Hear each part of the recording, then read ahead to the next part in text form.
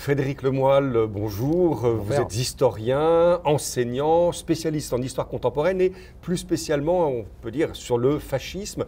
La toute première question que j'ai envie de vous poser, mais parce qu'on est dans une époque où on traite tout le monde de fasciste, dès qu'on a envie de disqualifier un adversaire politique, voire même autre, on le traite de fasciste, de nazi. Qu'est-ce qu'on peut appeler techniquement le fascisme? Alors le fascisme, c'est une idéologie qui est née en Italie, juste après la Première Guerre mondiale.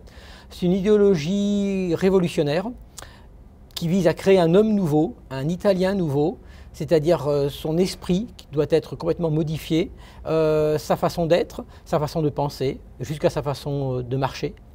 Le fascisme, il vise au contrôle de la vie publique et de la vie privée des Italiens pour les formater de nouveau.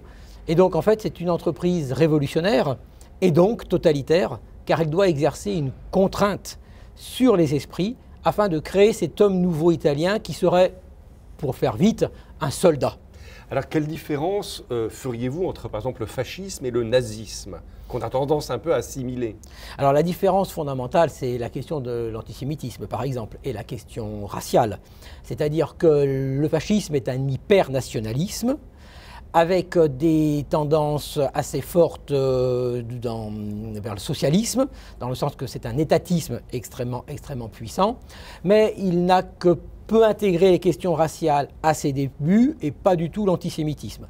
Alors que pour le national-socialisme, l'antisémitisme et la question raciale sont absolument incontournables. D'ailleurs, les nazis reprochaient énormément à leurs comparses italiens de ne rien comprendre à l'histoire de l'humanité parce que justement, ils n'étaient pas antisémites, ce qui a pu contribuer au tournant de 1938 lorsque Mussolini a fait adopter des lois antisémites. Et là, on a un vrai tournant dans le fascisme. Et alors, est-ce qu'aujourd'hui, on peut dire qu'il y a des héritiers, en tout cas, je parle pour l'Europe en tout cas, il y a des héritiers du fascisme? Alors, pas à la grande échelle. Vous pouvez toujours avoir des groupuscules qui se réclament du fascisme, hein. Il y a des fous partout.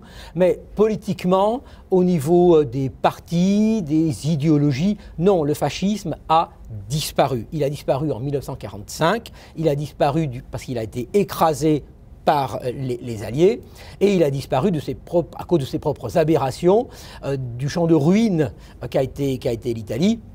Donc c'est une idéologie qui a complètement disparu parce qu'elle est intrinsèquement liée à deux choses, à la crise de la fin du XIXe siècle et surtout à la Première Guerre mondiale. Or, le monde dans lequel nous vivons, nous, aujourd'hui, n'a plus rien à voir avec le fascisme. Donc non, le fascisme est mort, il y a d'autres idéologies qui existent, mais qui n'ont plus rien à voir avec le fascisme. Souvent, on a pensé que l'Église avait été un allié, ou en tout cas qu'elle avait eu parfois les yeux de chimène pour le fascisme. Il y a une réalité historique à cela?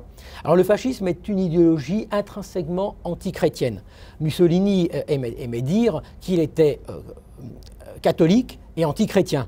Catholique parce qu'il associait ça à l'identité italienne, mais antichrétien parce qu'il rejetait totalement en fait le message du Christ. Donc ce sont deux idéologies qui s'opposent, notamment sur la question idéologique de la violence, par exemple, de la guerre, qui s'opposent autour de l'éducation des enfants. Une chose néanmoins les a réunis, c'est l'anticommunisme. Et donc effectivement, l'Église et la papauté ont apporté un soutien critique, mais un soutien au régime, du moment où le régime ne franchissait pas certaines limites. Deux limites, par exemple, l'éducation des enfants, et il y a eu un réel conflit entre l'Église et l'État fasciste autour de cette question absolument fondamentale. Et l'autre question, c'était justement la question de l'antisémitisme, c'est-à-dire que quand il y a eu le tournant en 1938 de l'antisémitisme qui est entré dans la législation, eh bien là, un conflit de nouveau a opposé l'Église, la papauté d'un côté, et le fascisme de l'autre. Et on peut même considérer qu'à partir de 1938, doucement mais sûrement, l'Église retire son soutien au régime qui mourra complètement abandonné. Il ne faut jamais oublier une chose, c'est que Mussolini était un anticlérical absolument convaincu, il détestait les prêtres.